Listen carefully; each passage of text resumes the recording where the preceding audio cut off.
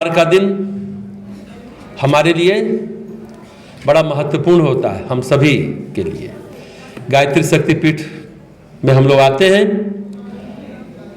यज्ञ हवन करते हैं, रुद्राभिषेक करते हैं और इस व्यक्तित्व परिष्कार की कक्षा गान, ज्ञान और ध्यान से अपने व्यक्तित्व का विकास करते हैं। इस कक्षा में आकर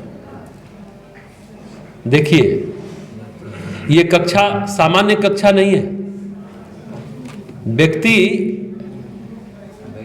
गायत्री शक्तिपीठ आता है और व्यक्तित्व लेकर के जाता है, पर्सन बनकर आता है और पर्सनालिटी लेकर जाता है। अगर आप इस कक्षा को ध्यान से सुनते समझते हैं, और नहीं तो कोई बात ही नहीं है। कुछ भजन कीर्तन होगा, बस आए गए, जिंदगी ऐसे ही निकलती चली जाएगी। जिंदगी में भी आपका आना इसी तरह होगा और जाना भी उसी तरह हो जाएगा। आइए प्रार्थना करते हैं। प्रार्थना मुद्रा, नए व्यक्ति हैं, नए सत्र के नए बच्चे लोग हैं, कमर सीधी। देखिए, दोनों अंगूठा को छाती के पास लगाइए, है हृदय के पास, नेत्र बंद करके। ये प्रार्थना मुद्रा है। हृदय की गहराई से जो भी वाक्य कहा जाएगा आप उसको दोहराएंगे, तब प्रार्थना है। प्रार्थना दो ही अवस्था में होती है, या तो परमात्मा के प्रति हमारे मन में कृतज्ञता का भाव हो कि भगवान आपने मुझे इतना सब कुछ दिया, इतनी सुख सुविधा साधन को दिया, इसके लिए हम आपके आभारी हैं, धन्यवाद ज्ञापन करते हैं। प्रार्थना क्या है? Thank you very much. दूसरी अवस्था प्रार्थना की होती है जब हताश है, निराश है, अंधकार है, चारों तरफ कुछ दिख नहीं रहा, कुछ सूझ नहीं रहा, कोई सहारा नहीं मिल रहा। उस समय जो अंतर मन से एक चित्कार निकलती है, एक पुकार निकलती है, वो शब्द नहीं प्रार्थना बन जाता है। कमर सीधी, नेत्र बंद करें और अंतर मन की गहराई से पुकार लगाएंगे। जो वाक्य बोला जाएगा यूं ही दोहरा देंगे तो प्रार्थना जीवन में घटित नहीं होगा। जब अंतर मन की गहराई से पुकार लगाएंगे तो पीक ऑफ कॉन्शसनेस, यानी आप अपनी चेतना के शिखर पर होंगे। फिर आप भगवान को छू सकते हैं, भगवान को महसूस कर सकते हैं, भगवान का एहसास हो सकता है। वो पॉजिटिव एनर्जी, डिवाइन एनर्जी आपके रोम रोम में प्रवेश करेगी। आपके अंदर के सारे कासाय कलमश, रोग शोक पाप ताप साप अभिशाप विकार, सारी बीमारियां, सारा टॉक्सिन निकलता जाएगा। अगर आपके जीवन में प्रार्थना घटित हो गया तो आप स्वस्थ हो जाएंगे, पवित्र हो जाएंगे, स्वच्छ हो जाएंगे, निर्मल हो जाएंगे। आपका व्यक्तित्व का प्रक्षालन हो जाएगा, व्यक्तित्व आपका शुद्ध होता चला जाएगा, पवित्र होता चला जाएगा। तो आइए कमर सीधी करें, नेत्र बंद करें, अंतर्मन की गहराई से पुकार लगावें। हे प्रभु अपनी कृपा की छाह हमें ले लीजिए। सभी लोग दोहराएं। हे प्रभु अपनी कृपा की छाह हमें ले लीजिए। कर दूर खोटी बुद्धि सबको, नेक नियत दीजिए।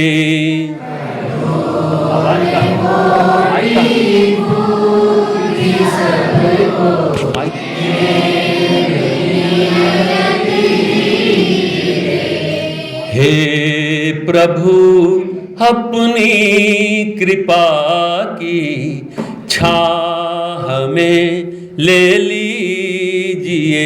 छोड़ दो।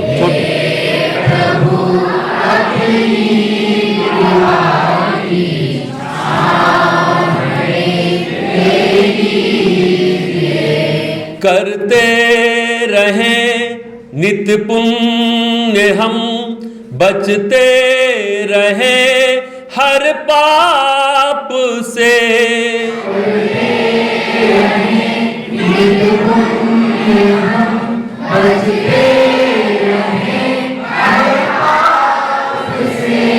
उजला चरित्र बना हमें, उज्ज्वल भविष्यत दीजिए।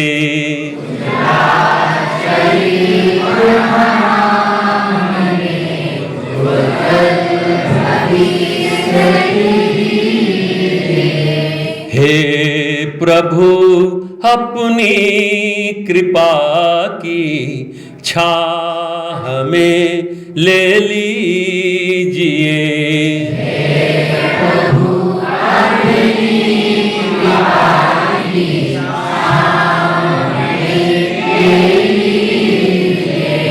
हम आपके होकर रहे शुभ प्रेरणा ले आपसे।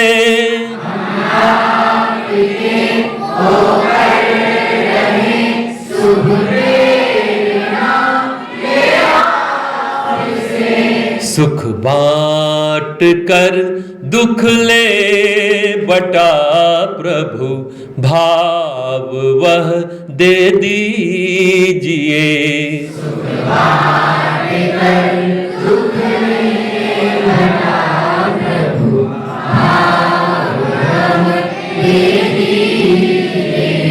हे प्रभु अपनी कृपा की छाह में ले लीजिए।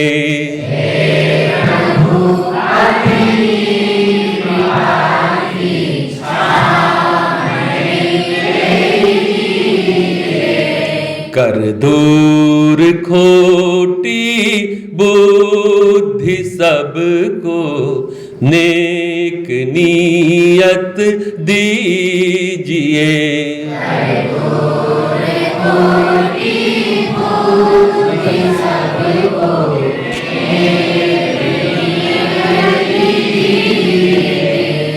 हे प्रभु अपनी कृपा की छाह में ले लीजिए।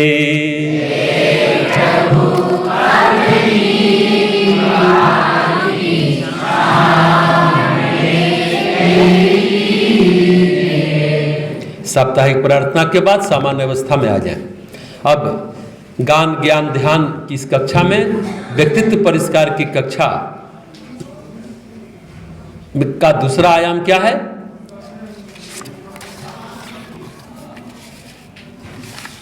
एक प्रज्ञा गीत का अभ्यास होगा। कौन किताब है? तुम दोनों देती है भागे भागदो भी है। कौन है? भागदो है।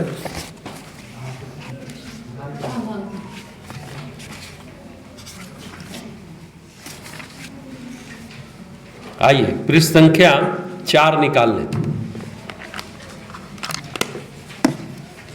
करते जो सहकार सफलता उनकी चेड़ी है।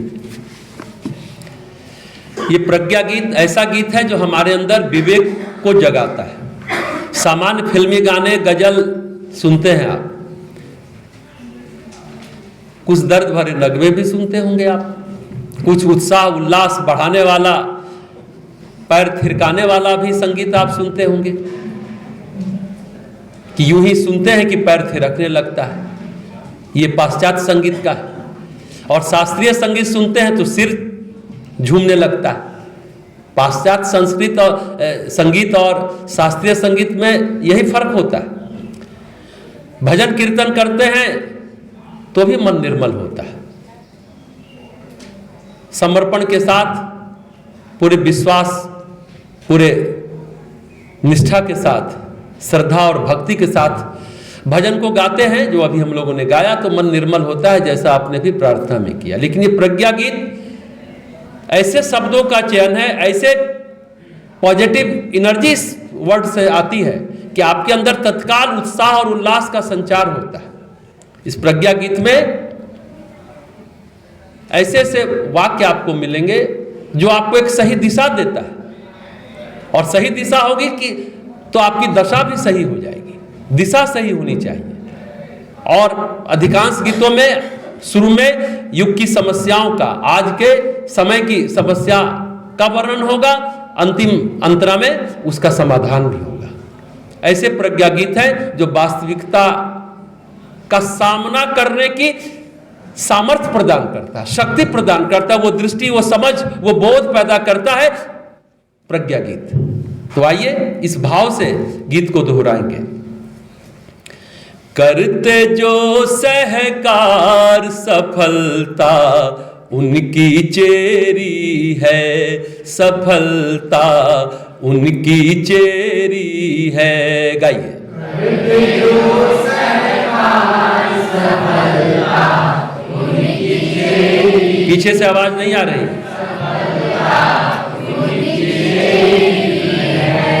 सफल नहीं वे हुए जिन्होंने शक्ति बिखेरी है, जिन्होंने शक्ति बिखेरी है। सफल नहीं वे हुए जिन्होंने शक्ति बिखेरी है, जिन्होंने शक्ति बिखेरी है। मुँह खाता है किंतु पेट को वह देता जाता, मुँह खाता है किंतु पेट को वह देता जाता, और पेट रस रक्त बनाने आगे पहुँचाता,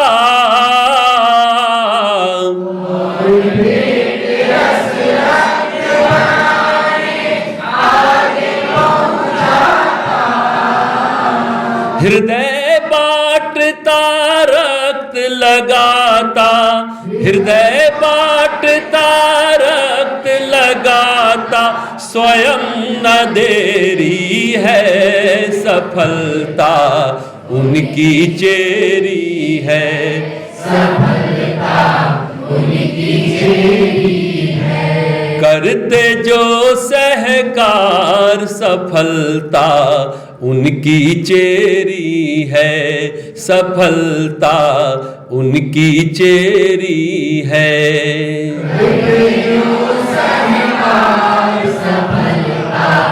उनको अभी देने की क्या जरूरत थी हमको बीच में? अलग अलग लकड़ियां टूटती गट्ठा टूट न पाता। समझिए,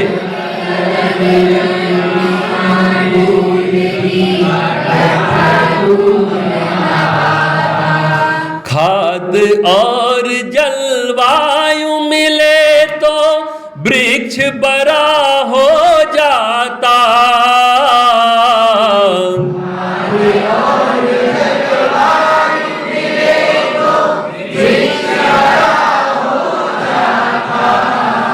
जली दिवाली दीपों की कब, जली दिवाली दीपों की कब, टिकी अंधेरी है, सफलता उनकी चेरी है, सफलता उनकी करते जो सहकार सफलता उनकी चेरी है, सफलता उनकी चेरी है। करते जो सहकार सफलता उनकी चेरी है, सफलता उनकी चेरी है। राम और हनुमान मिले लंका को जीत लिया,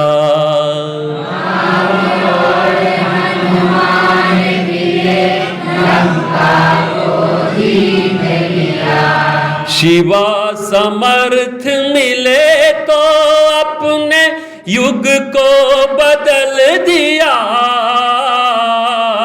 शिवा समर्थ मिले तो अपने युग को बदल दिया।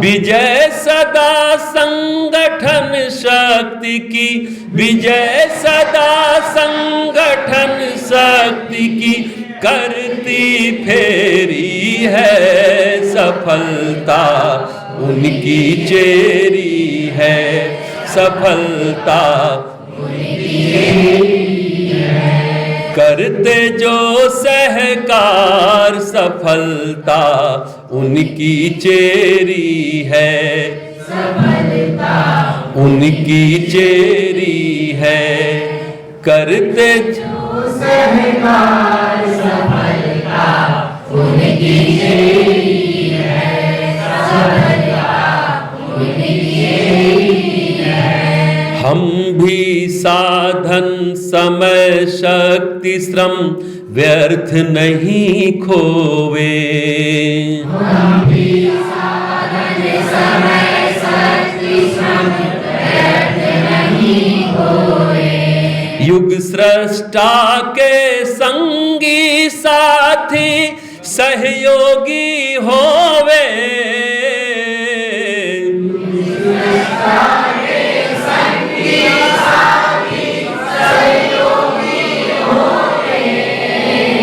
नवयुग के आने में देखो, नवयुग के आने में देखो, रही न देरी है, सफलता उनकी चेरी है,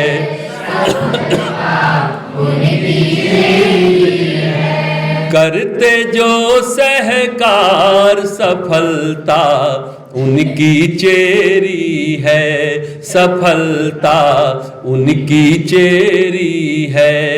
करते जो सहकार सफलता उनकी चेरी है, सफलता उनकी चेरी है। सफल नहीं वे हुए जिन्होंने शक्ति बिखेरी है, जिन्होंने शक्ति बिखेरी है। अब गाए।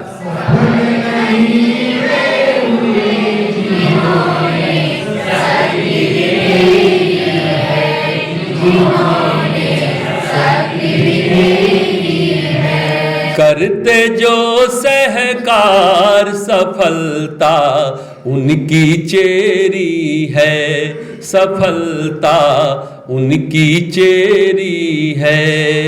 करते जो सहकार सफलता उनकी चेरी है, सफलता उनकी चेरी है। प्रज्ञा गीत आपने सुना। ऐसे गीतों को अगर आप दिन भर गुनगुनाते हैं तो निश्चित रूपेण आपके अंदर एक सकारात्मक भाव रहेगा, सकारात्मक चिंतन रहेगा, तो फिर आप सकारात्मक कर्म करेंगे, शुभ कर्म करेंगे, सत्कर्म करेंगे, पुण्य कर्म करेंगे तो सफलता मिलती चली जाएगी। पॉजिटिव एनर्जी है तो क्या होता है, सफलता मिलती है, सुख मिलता है, उसी को पुण्य कहते हैं।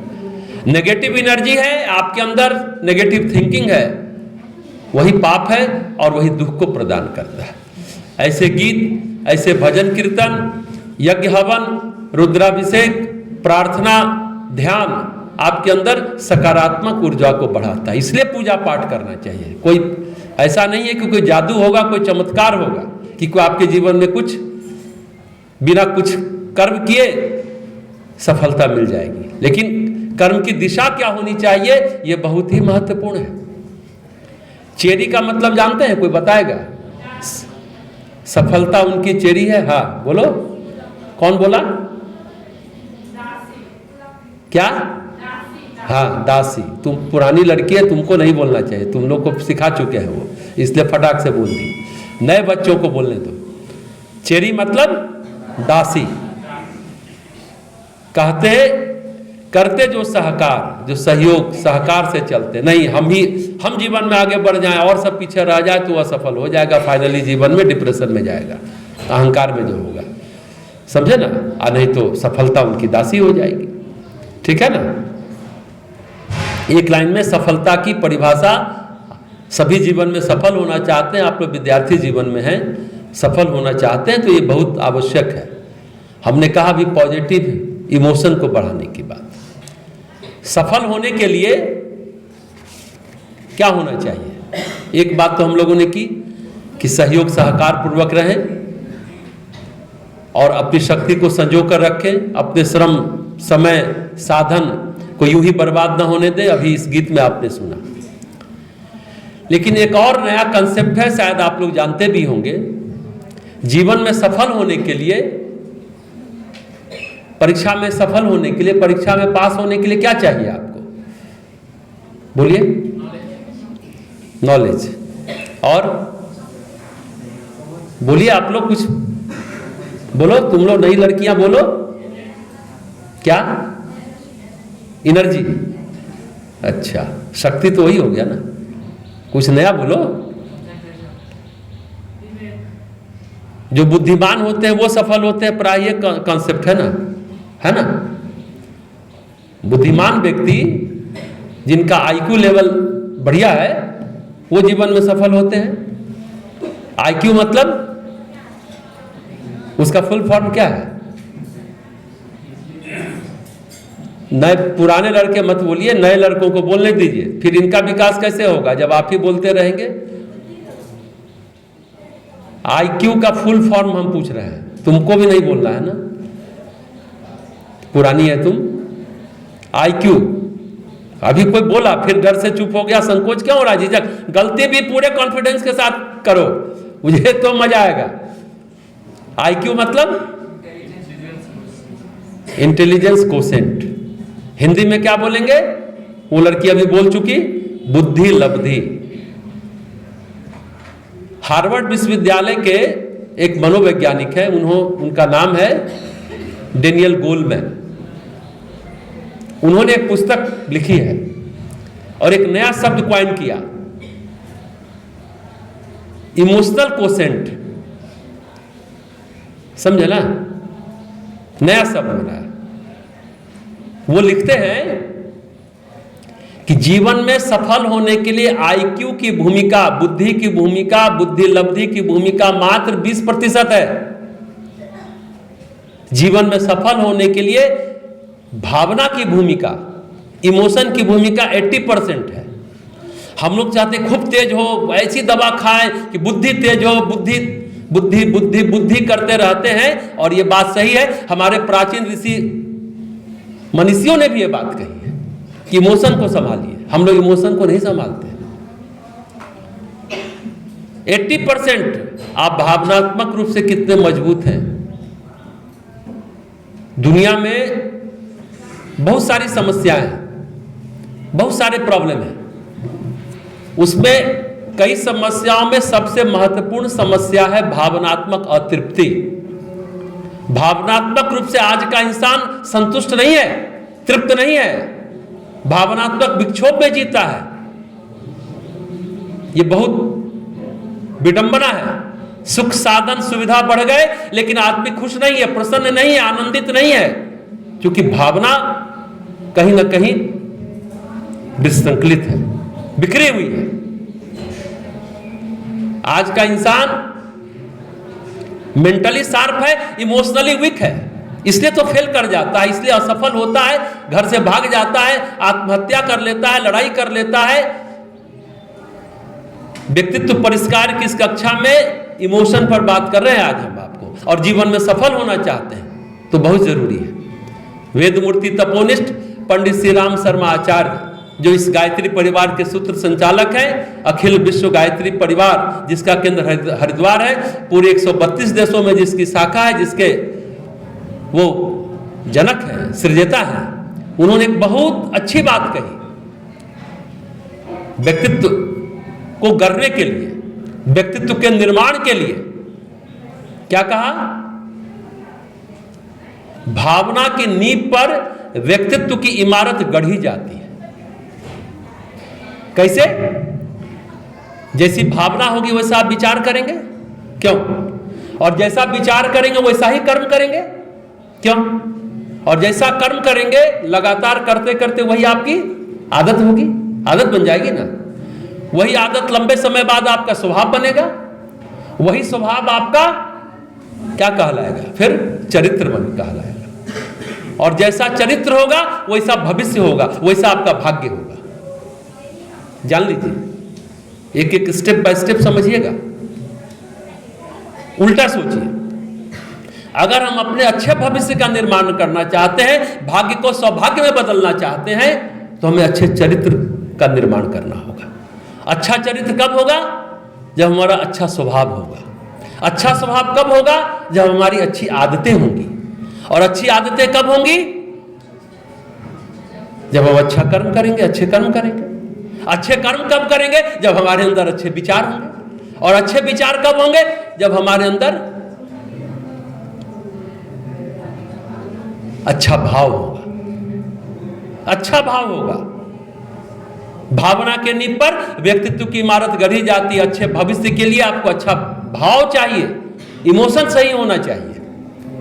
नहीं, हम लोग इस जो सबसे इंपॉर्टेंट चीज है लाइफ का, इस पर कितने लोग अपने भावनाओं पर सोचते, विचारते, ध्यान देते हैं और भावनाओं को महत्व देते हैं, अपने भावनाओं का मूल्यांकन करते हैं, अपने भावनाओं के मोल को समझते हैं, मूल्य को समझते हैं? शायद नहीं, बहुत कम। देखिए, एक शब्द है भावुकता, एक है भाव, एक है महाभाव, फिर उसके बाद है प्रेम। भावुकता, हम तो बड़े भावुक व्यक्ति हैं। लोग बोलते हैं छने तुष्टा छने रुष्टा, तुरंत में तुष्ट भी हो गए, तुरंत में रुष्ट भी हो गए। ये भावुक व्यक्ति का लक्षण है। भावुक व्यक्ति दुखी रहता है और दुखी रखता है, रहता भी है और रखता भी है। अपने ही ऑर्बिट में चक्कर काटता रहे, उसको कुछ भी कहिए वो समझता ही नहीं है भावुक व्यक्ति। भावुकता नेगेटिव इमोशन है, परवर्टेड इमोशन है, प्रदूषित ऊर्जा है। भाव प्योर इमोशन है, पवित्र ऊर्जा है। आई बात समझ में? भावुकता और भाव का फर्क समझिएगा। हम बड़े भावुक हैं तो आपका व्यक्तित्व बिखरा हुआ है। भावना की ऊर्जा, भावना का प्रवाह सही नहीं चल रहा। आपके अंदर एक रेजोनेंस नहीं है, एक सिम्बायसिस नहीं है। बात को समझिएगा। एक प्रवाह व्यवस्थित क्रम में चलना चाहिए, सिंक्रोनाइज होना चाहिए। सिंक्रोनाइज रहेगा तब बात बनेगी। आई बात समझ में? बहुत गहरी बात है, जड़ की बात बता रहे हैं कि कैसे हम जीवन में सफल हो, परीक्षा में ही सफल ना हो, जीवन में कैसे सफल हो, अच्छे भविष्य का निर्माण कैसे करें, सफलता हमें कैसे मिले। ये बहुत महत्वपूर्ण है कि हम अपने भावनाओं को संभालें, परवर्टेड इमोशन को प्योर इमोशन में बदलें। उसके लिए क्या करना चाहिए? उसके लिए क्या करना चाहिए? प्रार्थना करनी चाहिए, प्राणायाम करना चाहिए, ध्यान करना चाहिए, योग आसन करना चाहिए और गायत्री मंत्र का जप करना चाहिए। देखिए, शरीर बल है तो हम काम करते हैं ना। मनोबल है तो हम विचार करते हैं। प्राण बल है तो क्या करते हैं?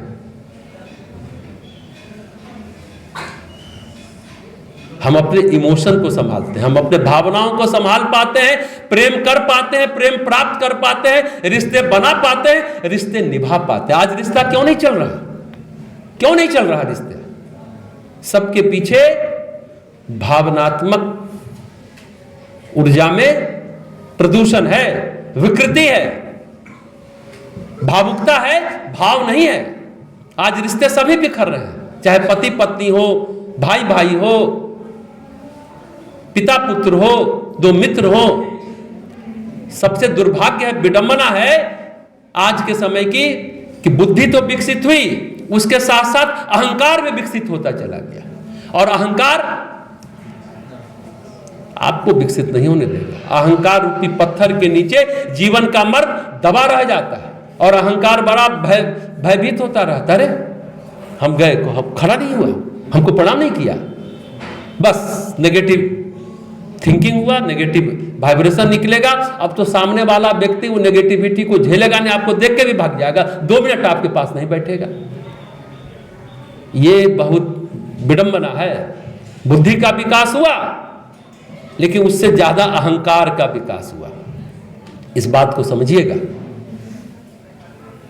भावुकता भाव, महाभाव,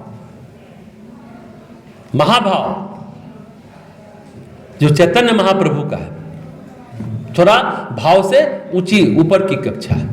उससे ऊपर है प्रेम की कक्षा जो मीरा का था। हम लोग प्रेम नहीं करते, हम देखते हैं कि सामने वाला हमें कितना केयर करता है, कितना ध्यान देता है, हमारे लिए कितना सुख सुविधा साधन लाया। हाँ, बहुत प्रेम कर रहा है।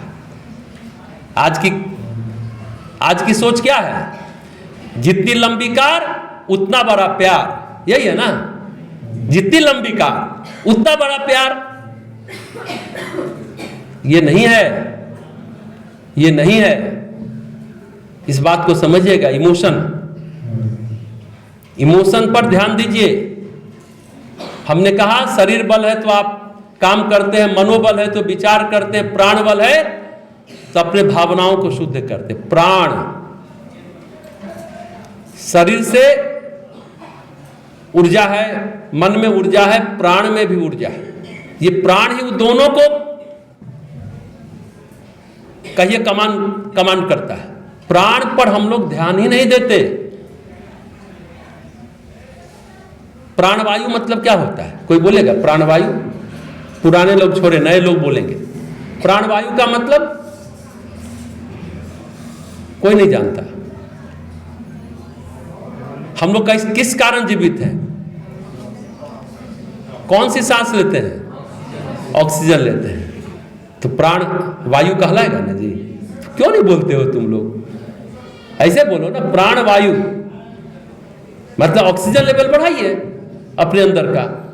अब उसको थोड़ा दूसरे ढंग से समझिए। प्राण ऊर्जा आई बात। हमने कहा गायत्री मंत्र का जप करेंगे तो इमोशन आपका बहुत अच्छा हो जाए। गय मतलब प्राण, त्रि मतलब त्राण करने वाली। प्राण का त्राण करती है गायत्री माता। प्राणबल, आत्मबल, मनोबल को बढ़ाती है। प्राण ऊर्जा का संचार करती है। प्राण बढ़ा तो आप इमोशन को संभाल पाएंगे। जीवन की मांग क्या है? सब लोग समझते हैं पद है, धन है, प्रतिष्ठा है, यश है। जीवन की मांग धन, पद, यश, प्रतिष्ठा नहीं है। जीवन की पहली मांग और शायद अंतिम मांग और शायद सर्वाधिक मांग प्रेम है। लेकिन प्रेम मांगने से मर जाता है। समझ लीजिए, मांगने से मर जाता है, बटोरने से बिखर जाता है, देने से बढ़ जाता है। हम देना नहीं सीखे। सब हमको प्रेम करें, हम किसी को नहीं करेंगे। वाह वाह वाह, बहुत अच्छा है। वो बिखर जाएगा।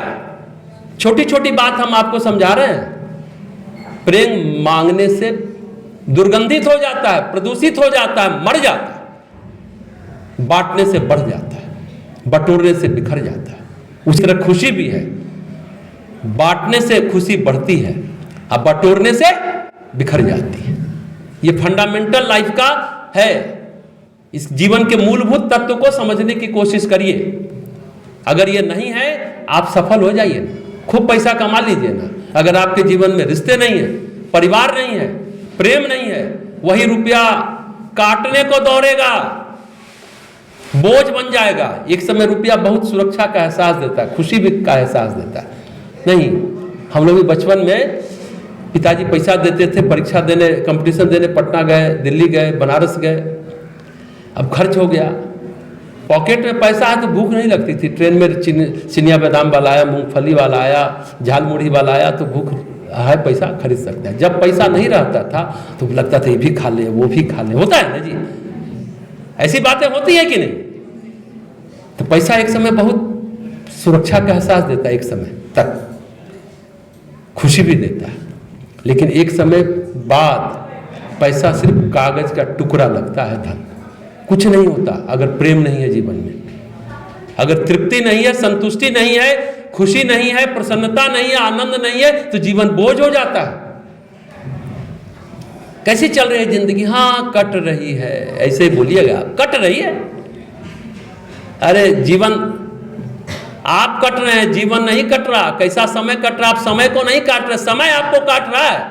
इसलिए अपनी दिशा बदलिए, अपनी सोच को बदलिए, चिंतन को सुधारिए, तब बात बनती चली जाएगी। गायत्री मंत्र के जप से 1,04,000 ध्वनि तरंग उत्पन्न होता है। इतना किसी मंत्र से उत्पन्न नहीं होता। इसलिए अभी हमने कहा महामंत्र है गायत्री। गायत्री महामंत्र है। प्राण ऊर्जा बढ़ेगी, प्राण वायु बढ़ेगा, आपकी जीवनी शक्ति बढ़ेगी, आप बीमार नहीं पड़ेंगे। आप पढ़ेंगे भी तो जल्दी स्वस्थ हो जाएंगे, क्योंकि इतना पॉल्यूटेड एटमॉस्फेयर है, इतनी प्रदूषित दुनिया है। वातावरण में, पर्यावरण में प्रदूषण बहुत बढ़ा है। आपको और अधिक अभी ऑक्सीजन चाहिए, प्राणवायु चाहिए। इसलिए प्रार्थना करिए, प्राणायाम करिए, गायत्री मंत्र का जप कीजिए। गायत्री मंत्र क्या है? बुद्धि को शुद्ध करने का मंत्र है, भावना को शुद्ध करने का मंत्र है। प्राण भी तो प्रदूषित होता है, प्राण में भी विकृति होती है, तो भावुकता बढ़ेगी आपकी। और प्राण अगर शुद्ध है प्राणायाम के द्वारा, ध्यान के द्वारा, गायत्री मंत्र के द्वारा, तो भावना बढ़ेगी। और भावनाशील आप होंगे तो छने तुष्टा छने रुष्टा नहीं होगा, ओवर रिएक्ट नहीं करेंगे, पैनिक नहीं होंगे आप, छोटी छोटी बात पर पैर हाथ नहीं पटकेंगे, रोने चिल्लाने नहीं लगेंगे, फिर व्यक्तित्व आपका खोखला लगेगा। प्राण ऊर्जा बढ़ती है तो व्यक्ति के अंदर उदारता बढ़ती है और सहनशीलता बढ़ती है, सहने की शक्ति बढ़ती है। अब प्राण ऊर्जा नहीं है तो फटाफट आंसू टपकने लगेगा। प्राण पर ध्यान दीजिए, प्राण की बात कर रहे हैं। अब हमने डेनियल गोलमैन की बात की शुरू में, IQ से ज्यादा महत्वपूर्ण हो गया EQ, बुद्धि लब्धि से ज्यादा भावनात्मक लब्धि। अब इसका तीसरा चरण भी है। हार्वर्ड विश्वविद्यालय के ही हैं हेनरी एल्डर, उन्होंने कहा कि IQ और EQ का, बुद्धि और भावना का ठीक ठीक योग हो तो CQ पैदा होता है, क्रिएटिव कोशेंट, सृजनात्मक लब्धि। आप क्रिएटिव लोग होते हैं ना, क्रिएशन जो करते हैं, उनका IQ EQ का बैलेंस ठीक है, 20% बुद्धि 80% भावना, है ना। देखिए तब क्रिएटिव कोशेंट होगा। उसके बाद एक दाना जौहर है, उसके हस्बैंड है यान मार्सन, कैम्ब्रिज विश्वविद्यालय लंदन इंग्लैंड में। उन्होंने इसका चौथा चरण बताया, IQ EQ CQ, उसके बाद SQ, स्पिरिचुअल कोशेंट, आध्यात्मिक लब्धि। उसने एक पुस्तक लिखी है, वही स्पिरिचुअल कैपिटल। जिस तरह कार्ल मार्क्स ने दास कैपिटल लिखा है ना, कार्ल मार्क्स का नाम आप जानते ही होंगे, साम्यवाद के प्रणेता। उसी तरह उसी तर्ज पर उसने स्पिरिचुअल कैपिटल लिखा कि अध्यात्म एक पूंजी है। अब तो कहा जाता है रिश्ता भी एक पूंजी है, कितने रिश्तेदार हैं आपके पास, उसको भी पूंजी के रूप में देखा जाता है, उन्होंने कहा। और यान मार्सन उसका खूब प्रचार प्रसार करते हैं, खूब प्रचार प्रसार करते हैं यान मार्सन। उन्होंने कहा कि जब स्पिरिचुअल कैपिटल यानी आध्यात्मिक लब्धि जीवन में आता है तो व्यक्ति अपने व्यक्तित्व के पार उतर जाता है, बियॉन्ड पर्सनैलिटी। व्यक्ति का परिवर्तन नहीं होता, रूपांतरण होता है, ट्रांसफॉर्मेशन होता है। ये बड़ी बात है, ये बहुत ऊंची बात है, आध्यात्मिक कक्षा की बात है।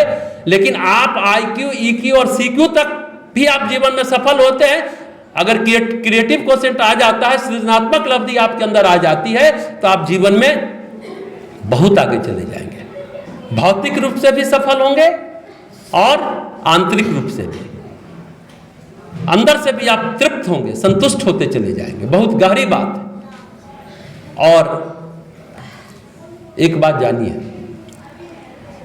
इस दुनिया में, इस जगत में प्राण कहां से आता है? कहां से आता है बताइए?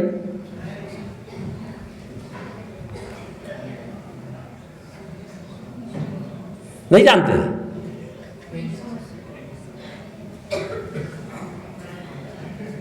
प्रेम तो उसको क्रियान्वित करने का चीज है, प्रेम तो क्रिया है ना जी।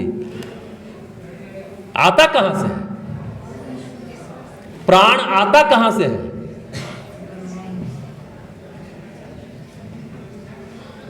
जगत में प्राण का संचार सूर्य भगवान से होता है।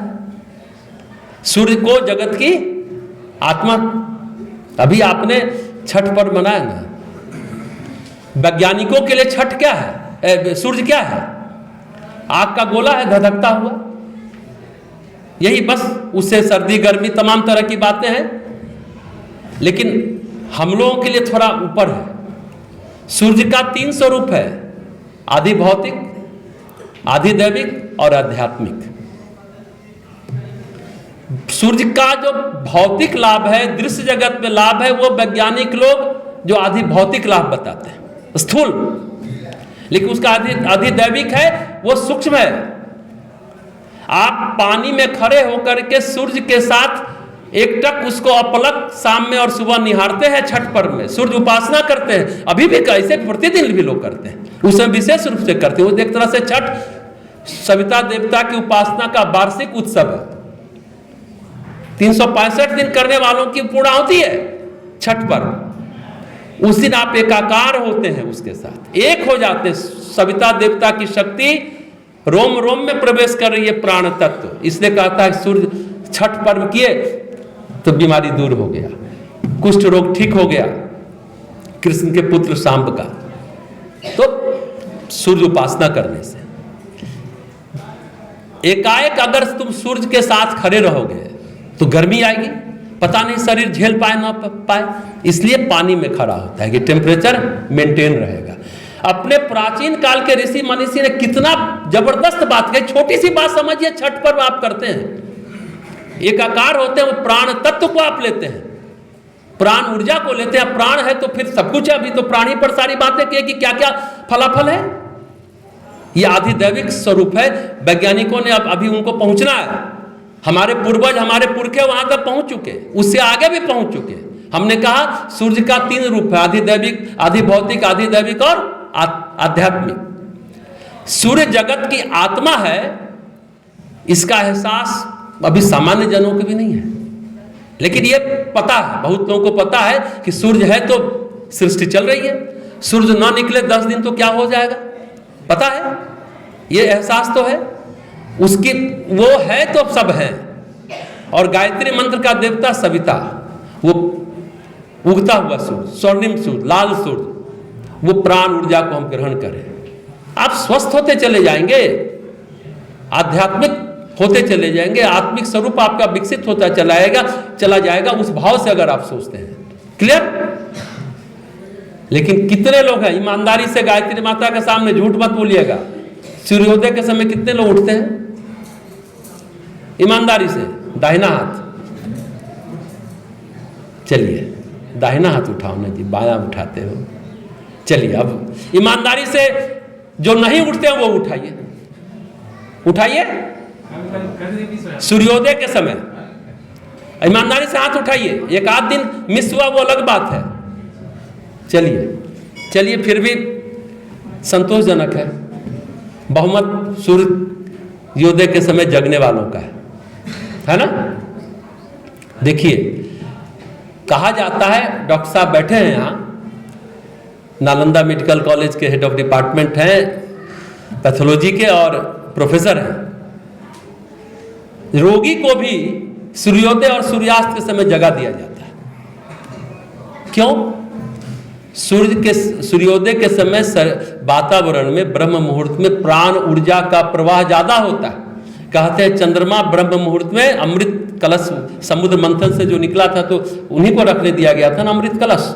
तो अमृत छिड़कते हैं। उस समय जो प्राणायाम करता है, मॉर्निंग वॉक करता है, उस समय जो पढ़ाई करता है फटाफट याद होता है, टाइम कम लगता है, हमेशा के लिए याद हो जाता है, स्वस्थ रहता है, प्रसन्न रहता है, भावुक नहीं होता, गुस्सा कम हो जाता है, छोटी छोटी बात पर नहीं बहस करता है, रोता बिलखता चिल्लाता चीखता नहीं है। और सिंपल बात है, सूर्योदय के समय आप सोए हुए हैं, आपका भाग्य भी सोएगा। अगर चाहते हैं कि हमारा भाग्योदय हो तो सूर्योदय के समय उठिए। रामचरितमानस में एक प्रसंग है ना कि भरत जब आते हैं ननिहाल से तो पता चलता है अयोध्या में कि राम वनवास को गए और राजा और दशरथ जा चुके हैं दुनिया से। बड़े परेशान होते हैं। अब पूरे अयोध्यावासी सोचते हैं भरत के कारण राम वनवास गए और पिता का देहांत हुआ। इतने मर्माहत हुए तो अपने कुल गुरु वशिष्ठ से कहते हैं कि अगर ये साबित हो जाए कि भैया मेरे कारण वन को गए और पिता मेरे कारण मरे तो दुनिया का समस्त पाप मेरे को लगे, यहां तक कि सूर्योदय के समय न जगने वाला पाप भी मेरे को लगे। क्लियर? गोस्वामी जी कहना चाहते हैं कि सूर्योदय के समय जो सोया रहता है वो पाप बढ़ाता है, पाप पैदा करता है, पाप बटोरता है। आपको अभी हमने गायत्री मंत्र बताया, आप 3 माला करेंगे, 1 माला करेंगे, फिर 6 महीने बाद कहेंगे कहाँ कहाँ कुछ फायदा होता है, क्योंकि सूर्योदय के समय सोए हुए। चलिए आप एक आज की भाषा में अगर बात करें भौतिक विधि से, कि आपने गायत्री मंत्र का जप किया, प्राण ऊर्जा 5 ग्राम बढ़ाया, पुण्य बढ़ाया, और सूर्योदय के समय सोए रहे तो 25 ग्राम पाप बढ़ाया। तो 5 और 25 का अनुपात सोच लीजिए। आप लोग समझदार लोग बैठे हैं यहाँ, कोई फायदा होगा तो उसका अनुशासन का भी पालन कीजिए ना। ऐसे भी सूर्योदय के समय मरीज को कहते हैं ना जगा दिया जाता है, उस समय ऑक्सीजन लेवल आप प्राणायाम करिए। बचपन में ठंड में अभी हम लोग किवाड़ खिड़की बंद करके सोए रहते हैं, माँ आती थी, हट सुबह हो गया, सूर्योदय हो गया, खिड़की खोलो, अरे ठंडा लग रहा है, बंद करो। होता है ना ये। माँ क्यों कहती थी किवाड़ खोलो? कि प्राण ऊर्जा का प्रभाव भीतर आएगा, ऑक्सीजन लेवल बढ़ेगा, दुरुस्त रहेगा, दिमाग नहीं रहेगा। छोटी छोटी बात से आपको बता रहे, कोई हम नई बात हार्वर्ड वाले वो सब बोलने से लगता है कि हाँ बड़ा अच्छा है, वो कह रहे हैं तो जरूर अच्छा होगा। योग यहाँ करते हैं तो ठीक नहीं, पश्चिम से योगा बन के आता है तो नहीं कोई बड़ा तुरुप का पत्ता है। जब हम लोग कहते हैं तो उसको वैल्यू नहीं देते। सहरसा में इस बात को हम बोलते हैं तो लगता है हाँ चलो ठीक है। वही जब हम अमेरिका जाके बोलते हैं, हांगकांग बोलते हैं, तो एक व्यक्ति नोट करता है और उस अनुरूप पालन करता है, फिर हमको फोन करता है। तो घर की मुर्गी दाल बराबर भी होती है ना। लेकिन ये जीवन का मूलभूत सिद्धांत है, बेसिक्स है। अगर आप इसको नहीं पालन करते, आप सफल हो जाइए ना, करोड़पति हो जाइए ना, ठूठ का ठूठ रहेगा जीवन, ठूठ रहेगा। और प्राण ऊर्जा नहीं है, कहते हैं गरीबी एक क्या है? गरीबी परिस्थिति है, परिस्थिति बस गरीब व्यक्ति कोई जरूर नहीं कि अंदर से अमीर ना हो, है ना। लेकिन धनी व्यक्ति मानसिक रूप से दरिद्र होता है, मानसिकता उसकी दरिद्रता की होती है, हमेशा मांगता रहता है। इतना भी पैसा कर देखो मांगता ही रहेगा। देखिए तथा कथित धनियों को क्यों है, जानते हैं क्यों ऐसा है? धन कमाना हमारा हक है, लेकिन धन दूसरों के काम आए, ये धन का हक है। ये बात को याद रखिएगा। सेवा कार्य में आप नहीं लगाते हैं, अच्छे कार्य में नहीं लगाते हैं, तो धन आपके लिए घर में काल बन जाता है। पानी से भरे हुए जहाज को तो एक बारगी डूबने से बचाया जा सकता है, लेकिन अत्यधिक धन से भरे हुए घर को डूबने से कोई नहीं बचा सकता। इस बात को समझिएगा। छोटी छोटी बातें हैं, बातें तो कहते रहेंगे। आज तो पता है, आज रविवार के दिन मनीषा मालूम है ना, उसका पानी ग्रहण संस्कार है, उसके लिए भी समय हो रहा है। तो आज आपके क्वेश्चन आंसर को नहीं लेते हैं जिज्ञासा के अंतर्गत, जो आपने पिछले कई सप्ताह से कई क्वेश्चन जमा भी हो गया है। छठ था, दिवाली में तो हमने बताया भी, उसके बाद का क्वेश्चन है। दोनों रविवार पड़ा था, दिवाली के दिन भी और छठ के दिन भी। तो आप ध्यान करते हैं, गान ज्ञान के बाद ध्यान का कार्यक्रम करके डॉक्टर साहब से 2 शब्द सुन देंगे, फिर उसके बाद शांति पाठ करेंगे, फिर पुष्पांजलि करके। आज परीक्षा है कि नहीं, क्या बताया गया है? सबसे ऊपर पता है आप लोग की सप्ताह है। ये क्वेश्चन आप लोगों ने कथा की तरह सुना है, कथावाचक कथा कह गया, और कुछ 2-4 श्रद्धालु आ गए। कथा में कौन कौन जाता है? जो घर में बोर होता है ना, घर में जो बोर होता है, कोई काम नहीं लग रहा, बहुत टीवी देख लिए, बहुत दीवार ताक लिए, छत ताक लिया, अरे चलो जरा वहाँ कथा हो रही हो आते हैं। या कुछ लोग मंदिर भी जाते हैं, चलो जरा मंदिर हो आते हैं। हम मंदिर के लिए कौन सा भगवान के लिए समय निकालते हैं? जो सबसे महाफालतू समय है हमारा, जो कटे नहीं कटता। तो भगवान भी महाफालतू आशीर्वाद देगा।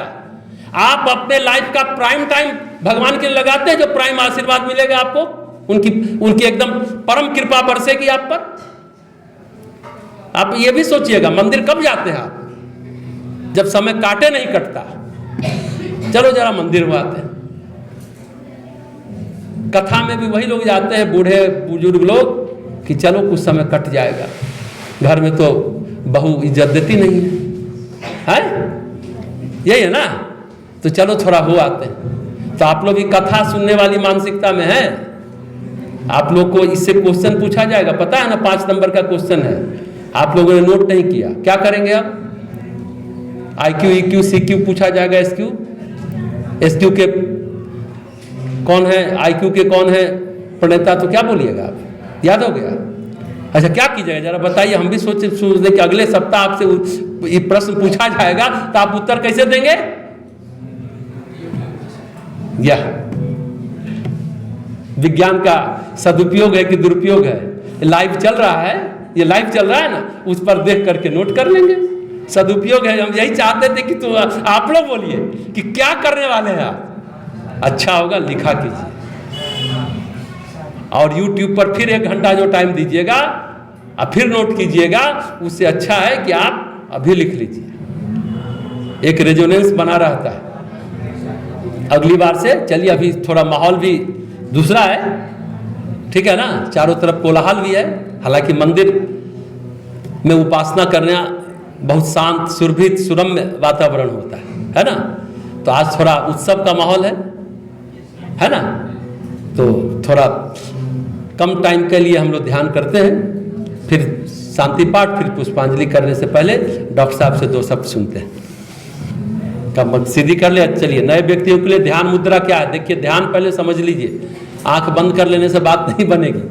ये है अंगूठा और तर्जनी को मिलाते हैं और आकाश की ओर हथेली रखते हैं, ये ध्यान मुद्रा, ज्ञान मुद्रा।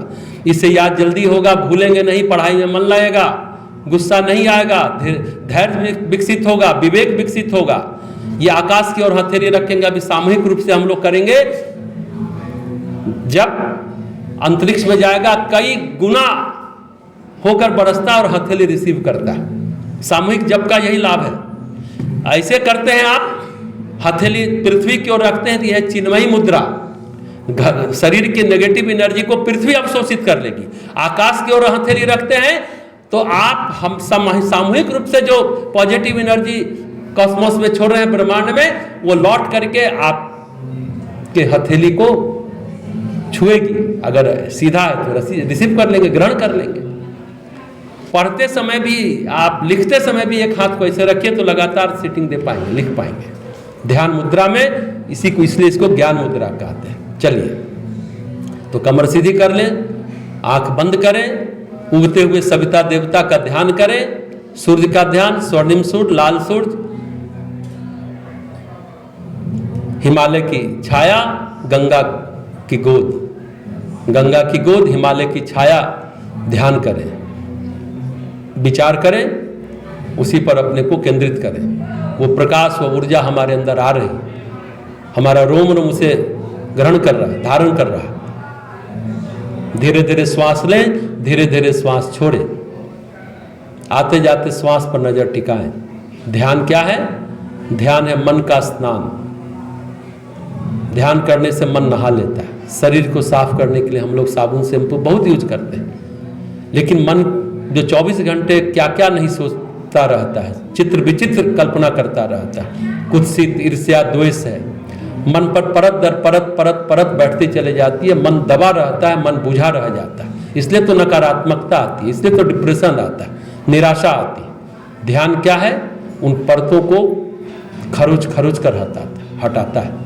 मन निर्मल होता है, कहे ना, ध्यान करने से मन नहाता है। मन का स्नान है ध्यान। धीरे धीरे श्वास लें, धीरे धीरे श्वास छोड़ें, आते जाते श्वास पर नजर देखेंगे, मन की लहरें शांत हो रही है, मन शांत होता चला जा रहा है।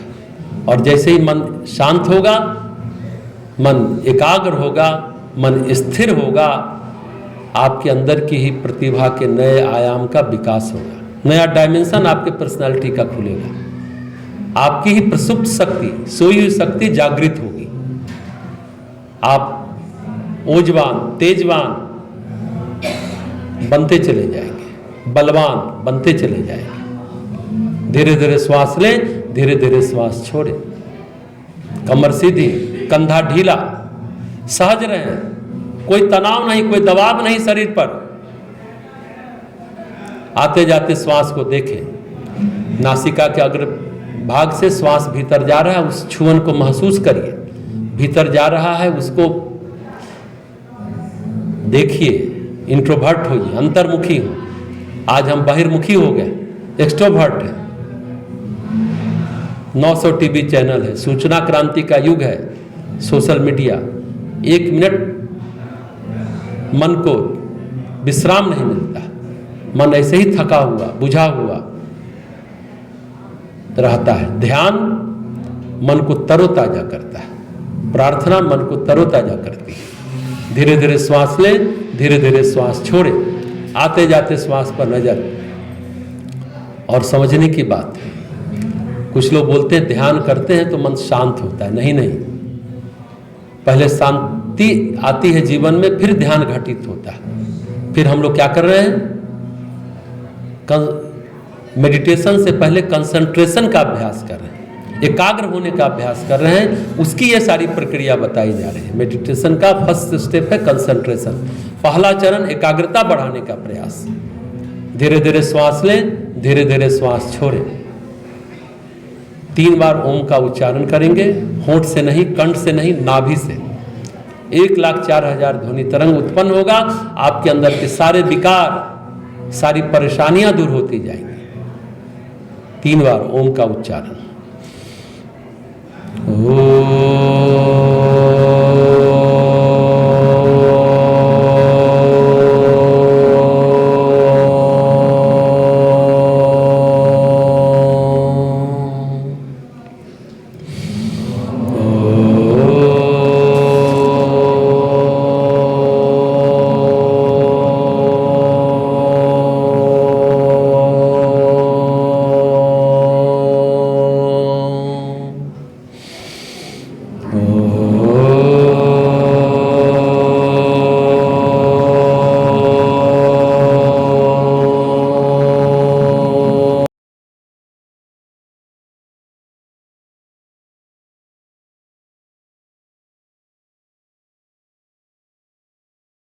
भावना आत्म कल्याण, विश्व कल्याण की रखे।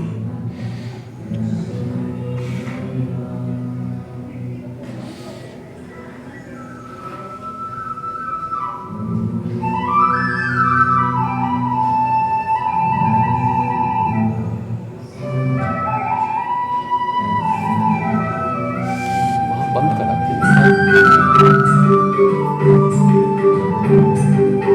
कम करो, कम करो।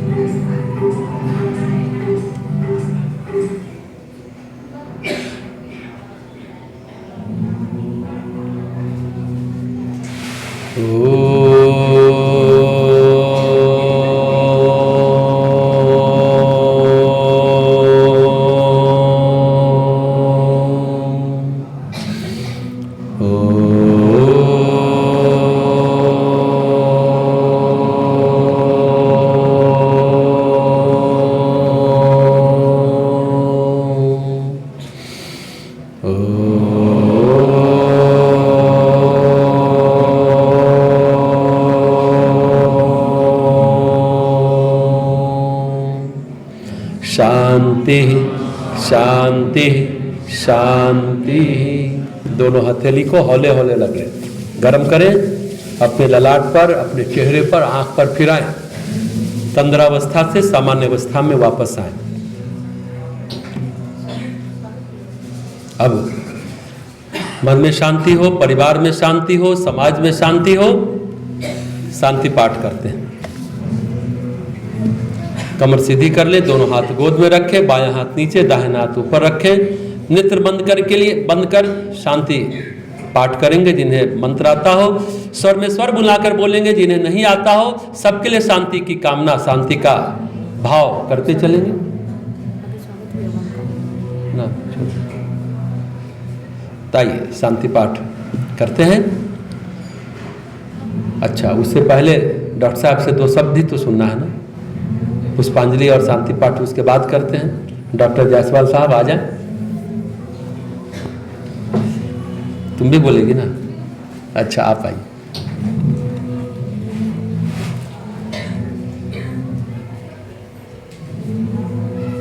सभी लोगों को नमस्कार। मैं बहुत सौभाग्यशाली महसूस कर रहा हूँ। आज 3 दिनों की यहाँ पे मेरा योग और आध्यात्मिक दर्शन का ट्रेनिंग था। आज मुझे यह महसूस हो रहा है कि मैं इतने समय तक अपने जीवन का अमूल्य समय व्यर्थ में खो दिया। मेरी पत्नी गायत्री परिवार से है। उनका ये प्रेरणा और गुरुजी का मार्गदर्शन मिला है। मैं आज सहरसा स्थित इस गायत्री स्थान पे अपने आप को पाकर बहुत ही भावुक और बहुत ही प्रेरणा स्वरूप महसूस कर रहा हूँ। मैं कोशिश करूँगा कि जितना समय बचा है मेरे समय जिंदगी का गायत्री परिवार के लिए और इसके उत्थान के लिए। नमस्कार। डॉक्टर साहब ने बहुत हृदय की बात कही, दिल की बात की, अपने उद्गार को व्यक्त किया। और हृदय की बात हृदय तक पहुंचती है। हृदय से निकली हुई बातें हृदय को ही छूती है। आइए अब शांति पाठ करते हैं। कमर सीधी कर ले, दोनों हाथ गोद में रखें। एग्जाम देने के बाद आप लोग भी विवाह संस्कार को देखना चाहेंगे कि देखते हैं कितने लोग रुकते हैं। सभी असर तो कर रहे हैं, कितने लोग रुकते हैं जरा देखते हैं। मेरा बच्चा रो रहा है, घर पर सासू माँ है, पति चिल्लाएंगे, नहीं आज तो कुछ और भी, संडे का दिन था, कुछ हॉलीडे है, कुछ बढ़िया करने जाना है। कुछ लोगों के अंदर ये भी चल रहा होगा, देखते हैं। वैसे बता दें कि बढ़िया नाश्ता भी है और फिर बढ़िया खाना भी है ना। वैसे तो खाना आपको हमेशा मिलता है, लेकिन आज कुछ ज़्यादा विशेष मिलेगा। लेकिन डॉक्टर साहब और उनकी पुत्री जो इंजीनियर है उनको नहीं मिलेगा, क्योंकि वो नेचुरोपैथ करा रहे हैं। उनके लिए भी एक दूसरे ढंग का अनुभव है, लेकिन ये भी अनुभव है कि वो खाना नहीं खा पाएंगे। थोड़ा खिला देंगे आज, देखते हैं क्या जीवन नहीं आ पाया ना, तब तो खत्म करें शांति पाठ। अब तो शादी शुरू होगा। उनको 8 बजे बोले थे ना, ठीक है खत्म करना है क्या?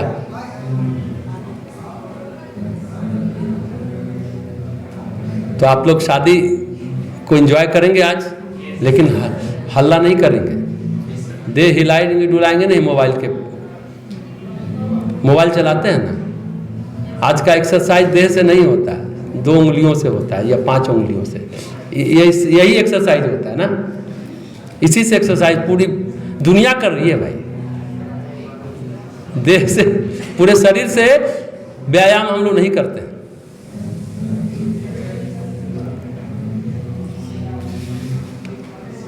आज की कक्षा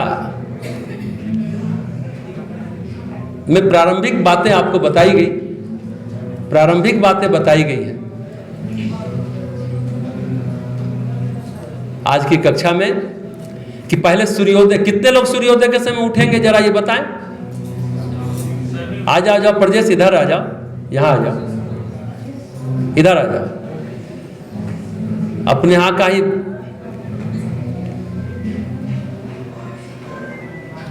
गायत्री परिवार का ही सदस्य है प्रजेश, अभी डिस्ट्रिक्ट जज मुंगेर है। बैठो आकर, हाँ जिला जज है मुंगेर, बैठो। और भी है ना तुम्हारे साथ थे, आ जाइए आप भी।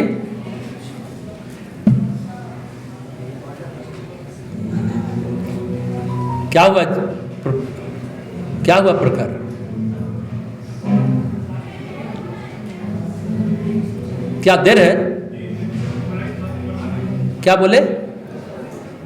प्रणाम, बैठा।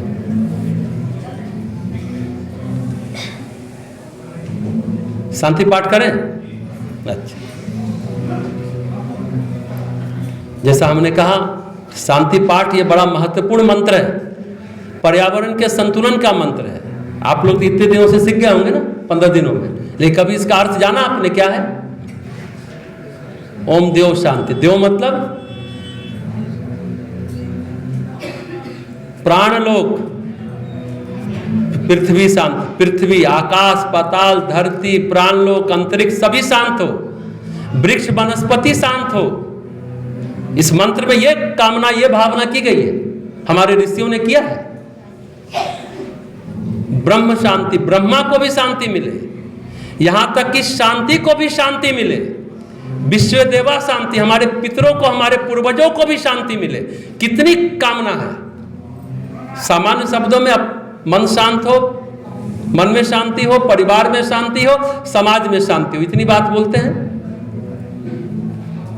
चलिए शांति पाठ करेंगे। यहाँ हजारों नहीं, लाखों नहीं, करोड़ों मंत्र का जप यहाँ हो चुका। ये साक्षात जागृत तीर्थ है, तीर्थ स्थल है, जहाँ आते, श्वास लेते, बैठते, मात्र से 5 मिनट भी बैठते हैं तो आप एकदम पॉजिटिविटी को महसूस करेंगे। इसलिए मंदिर लोग जाते हैं। स्वामी विवेकानंद ने भी कहा है ना कि मंदिर, जब मन दुखी हो, परेशान हो, तो जरूर मंदिर जाओ। नहीं जा सकने की स्थिति हो तो अपने कमरे में एक कोना मंदिर का बना लो, जहां पूजा पाठ करो, वहां बैठोगे, क्योंकि वहां सकारात्मक ऊर्जा घनीभूत है, तो बैठोगे तो सकारात्मक ऊर्जा आएगी, मन प्रफुल्लित हो जाएगा, है ना। तो आइए शांति पाठ करें। ओम देव शांतिरंतरिक्षं शांति पृथ्वी शांतिरापः शांतिरोषधयः शांतिः वनस्पतयः शांतिर्विश्वे देवाः शांति ब्रह्म शांतिः सर्वगं शांतिः शांतिरेव शांतिः सामा शांतिरेधि। ओम शांति शांति शांति सर्वारिष्ट सुशांतिर्भवतु। मंत्र पुष्पांजलि, अपनी श्रद्धांजलि, अपनी भावांजलि अर्पित करेंगे। पहले लड़कियां खड़े हो जाएं, हमारे मुख्य अतिथि खड़े हो जाएं, उनको चिकित्सा करानी है, जल्दी से चिकित्सा में जाएंगे। यहाँ आ जाएं। हाँ, पहले आप नाश्ता कर लेंगे, फिर एग्जाम दीजिएगा, ठीक है ना, प्रणाम के बाद। हाँ, सब लोग लीजिए, आ जाओ भाई, आ जाइए, अभी रुका जाए, मंत्र बोला जाएगा, उसके बाद अपनी पुष्पांजलि भावांजलि अर्पित करेंगे। पीछे जाओ, पीछे वाले, आगे वाले सबसे पीछे लाइन में लगे, हमेशा ध्यान रखिएगा, आगे वाले लोग सबसे पीछे लाइन में जाए। ईसा मसीह ने कहा है ना, प्रभु के राज्य में जो सबसे पीछे होता है उनको कृपा ज्यादा मिलती है। जो सबसे आगे आगे दौड़ते हैं ना, आप वहां से जितनी देर गायत्री माता से आंख मिलाएंगे, नेत्र से नेत्र मिलाएंगे, यहाँ आते हैं उनका अनुदान वरदान मिलता है। तो इस बात का भी ध्यान रखिए, इसलिए आगे के लिए मार मत करा कीजिए। जितना पीछे रहिएगा प्रभु के राज्य में उतना ज्यादा पाइएगा, ठीक है। तो शुरू करते हैं। सभी लोग हाथ जोड़ ले, बातचीत ना करें, हाथ जोड़ ले, बातचीत ना करें। मंत्र पुष्पांजलि हो रही है, उसके बाद गायत्री मंत्र का जप करते हुए चलेंगे। यहाँ से यहाँ पहले प्रज्ञेश्वर महादेव में प्रणाम करके, सजल श्रद्धा प्रखर प्रज्ञा को प्रणाम करके प्रज्ञा पे पिएंगे, नाश्ता करेंगे, फिर एग्जाम देंगे। आइए हाथ जोड़ ले सभी लोग, कमर सीधी कर ले, मंत्र बोले।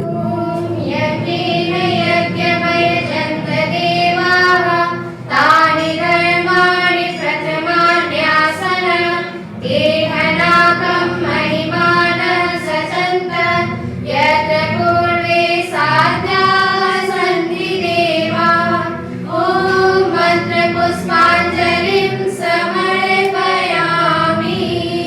सभी लोग एक साथ बोले ओम भूर्भुवस्वः तत्सवितुर्वरेण्यं भर्गो देवस्य धीमहि धियो यो नः प्रचोदयात्। ओम भूर्भुवस्वः तत्सवितुर्वरेण्यं भर्गो देवस्य धीमहि धियो यो नः प्रचोदयात्। ओम भूर्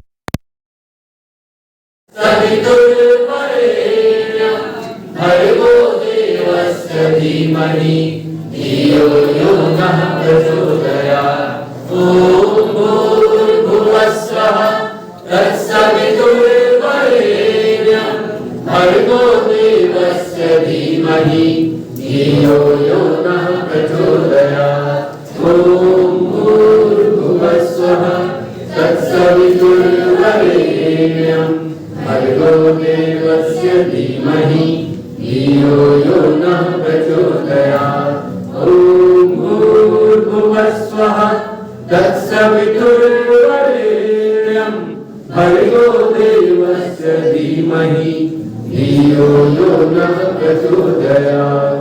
ओम भूर्भुवस्वः तत्सवितुर्वरेण्यं भर्गो देवस्य धीमहि धियो यो नः प्रचोदयात्।